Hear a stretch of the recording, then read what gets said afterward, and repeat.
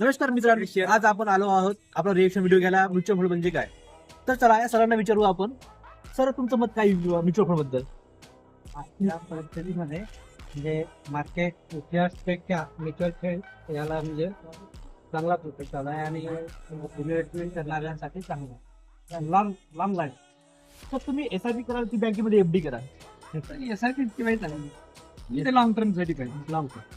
Sir, direct share मार्केटमध्ये आपण invest केलं पाहिजे की म्युच्युअल फंड मध्ये इन्व्हेस्ट केलं पाहिजे? म्युच्युअल फंड घेण्यासाठी का तुम्हाला शेअर मार्केटचं नॉलेज नाही ना तेवढं, त्यामुळे यासाठी आपल्या याच्यामध्ये म्युच्युअल फंडात दिलं पाहिजे. म्हणजे त्यांची डायरेक्टर ते सगळं करतात, आपल्याला काही करायचं काम नाही. आणि त्याचं परफॉर्म ठरलेलं आहे की 100% 20% त्या टाका 30% त्या टाका सगळं ठरलेलं आहे. नक्की सर. सर, अजून एक क्वेश्चन आहे सर. तुम्ही सर एसआयपी कराल की लमसम कराल?